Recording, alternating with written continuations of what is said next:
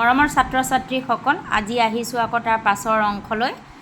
তোমালোকক মই কৈছিলোঁ সেইদিনাখন গছা আৰু চাকিৰ বিষয়ে। আজি আকৌ তাৰ পাছৰখিনি মই তোমালোকৰ লগত আলোচনা কৰিবলৈ লৈছোঁ। এইটো আছে, মানুহেও ব্যৱহাৰিক জীৱনত তোমাক ইন্ধন স্বৰূপে ব্যৱহাৰ কৰিব লাগিছে।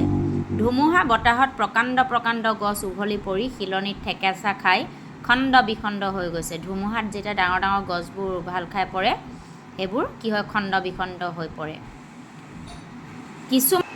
কোনোৱে নৈ সোঁতত উটি বুৰি চাকন্যায়ত বুৰ গৈ জহি খহি ভেলখন মহাসাগৰৰ ফালে ঢাল লৈছে। কোনোবাই আকৌ উটি বুৰি সেইবিলাক কি হৈছে, মহাসাগৰৰ ফালে ঢাল লৈছে। এই নিয়তিৰ কঠোৰ নীতি। বন্ধু, তুমি বহুত সুখত আছা। দুখ জীৱনৰ মাজেদিয়ে সংসাৰৰ উত্থান পতন।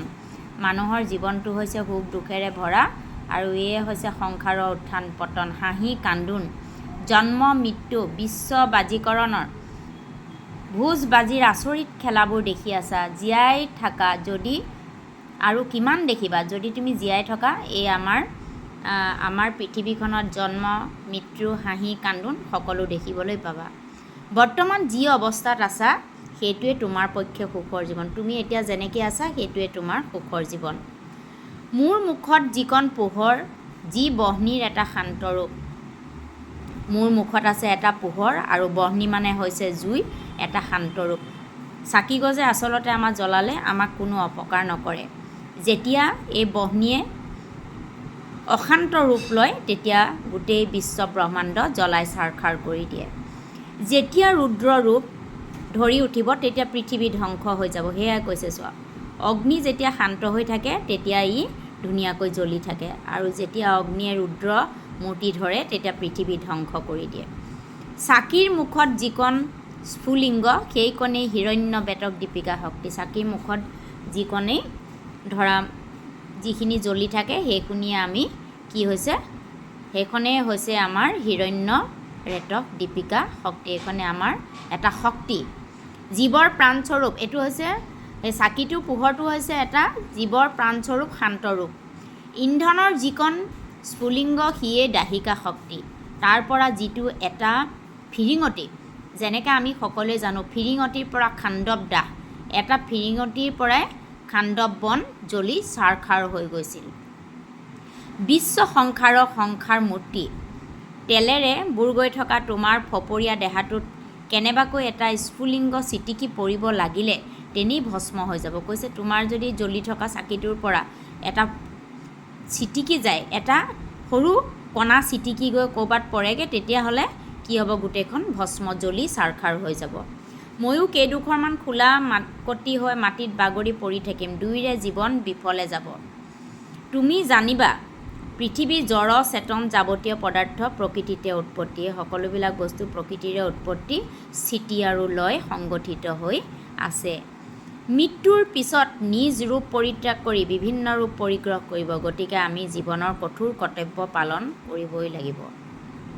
বন্ধু, বিবাদ পৰিহাৰ কৰা। কৈছে আমি এতিয়া কাজিয়া ত্যাগ কৰিলেহে আমাৰ মাজতে কি হ'ব, আমাৰ জীৱনৰ কঠোৰ কৰ্তব্য আমি পালন কৰিব লাগিব। আমাৰ ভিতৰত কৰিয়াল মানে হৈছে কাজিয়া লাগি যদি আমি পৃথক মানে বেলেগ হ'বলগীয়া হয়, জানিবা উভয়ৰে পতন আৱশ্যম্ভাৱী। আমাৰ ঐক্যই জগতৰ ঐক্য। আমি দুয়োটা যদি এক হৈ থাকোঁ তেতিয়াহে জগতখন একতা হ'ব। আমাৰ শান্তিয়ে জগতৰ শান্তি। আমাৰ ত্যাগৰ পৰা যদি জগতৰ শান্তি বিৰাজ কৰে, জ্ঞানৰ বিস্তৃতি হয়। কৈছে আমাৰ পৰাই যদি গোটেই পৃথিৱীখনৰ শান্তি হয়, তেতিয়াহ'লে আমাৰ জ্ঞানৰ বিস্তৃতি হয়। বিস্তৃতি মানে কি, বহল। ইয়াতকৈ সৌভাগ্যৰ কথা আৰু কি হ'ব পাৰে। তেতিয়া আমি নামঘৰৰ ক্ষুদ্ৰ গণ্ডিৰ পৰা উন্মুক্ত হৈ পৃথিৱীৰ বিশাল বুকুত বিয়পি পৰিম। তেতিয়াহে আমাৰ ত্যাগৰ সফলতা আৰু জন্মৰ সাৰ্থকতা। যেতিয়া আমাৰ জ্ঞানৰ বিস্তৃতি হ'ব, তেতিয়া আমি যদি এই সৰু গণ্ডিৰ মাজৰ পৰা নামঘৰটোত মাত্ৰ এগছ চাকি জ্বলি থাকে, তাৰ পৰা যদি আমি পৃথিৱীৰ বিশাল বুকুলৈ যদি বিয়পি পৰোঁ, তেতিয়াহ'লে আমাৰ কি হ'ব, আমাৰ ত্যাগৰ সফলতাৰ জন্মৰ সাৰ্থক হ'ব। তেতিয়া তুমি আৰু মই যে জন্ম হৈছোঁ তাতে আমাৰ সাৰ্থক হ'ব। ৰাতি পুৱাও পুৱাও পূবে ঢলফাট দিলে, আন্ধাৰত বুৰ গৈ থকা পৃথিৱীয়ে পুনৰাই নৱজীৱন লাভ কৰিলে। আন্ধাৰ হ'ল, তেওঁলোকৰ কথা বতৰা শেষ হ'ল, ভকতজন নামঘৰতে শুই আছে আৰু ভকতজনে তেওঁলোকৰ কথা শুনি আছে। নিখিল বিশ্ব যেন সদানন্দ ৰূপত জ্যোতিৰ্ময় হৈ উঠিল, গোটেই পৃথিৱী পোহৰ হৈ উঠিল, মানে ৰাতিপুৱাল। ক্ৰমে চাকিগজো ম্লান হৈ পৰিল, আৰু চাকিগজো কি হ'ল, নাইকিয়া হৈ গ'ল।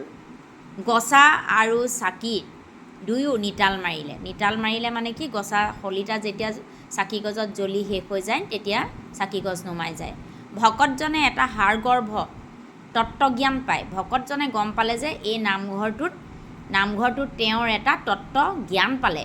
নামঘৰটোত সাষ্টাংগে প্ৰণিপাত কৰি বিদায় ল'লে। কৈছে সাষ্টাংগে মানে কি, তোমালোকে এতিয়া সকলোৱে নিশ্চয় নাজানা। সাষ্টাংগে মানে অষ্ট অংগৰে, আমি যেনেকৈ আঁঠু কাঢ়ি বা আমি তেনেকৈ সেৱা কৰোঁ, আমাৰ 8টা অংগৰে আমি পৰি যেতিয়া ভগৱানক প্ৰণিপাত কৰোঁ, তেনেকৈ তেওঁ প্ৰণিপাত কৰি নামঘৰৰ ভিতৰৰ পৰা ভকতজনে বিদায় ল'লে।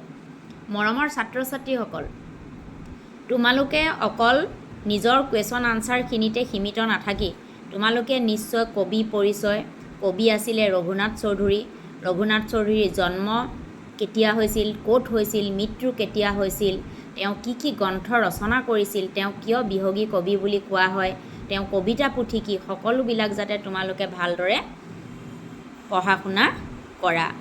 আৰু তোমালোকক মই এটা কথা ক'ব বিচাৰিছোঁ যে তোমালোকে কুৱেশ্যন আনচাৰবিলাক বাই হাৰ্ট নকৰি যদি নিজে বুজি লিখিবলৈ চেষ্টা কৰা, মই ভাবোঁ নিশ্চয় তোমালোকৰ বহুত উপকাৰ হ'ব। আৰু তোমালোকে যদিও মোক কিছুমান কুৱেশ্যন সোধা, তেতিয়াও মই তোমালোকক দিবলৈ মই আছোঁ তোমালোকৰ লগত। গতিকে তোমালোকৰ কাৰণেই মই ইমান কষ্টেৰে ইমানখিনি মই তোমালোকৰ কাৰণে মই ব্যাখ্যা কৰিছোঁ। যদি বুজি নোপোৱা ক'বা। আজিলৈ আহোঁ, ধন্যবাদ।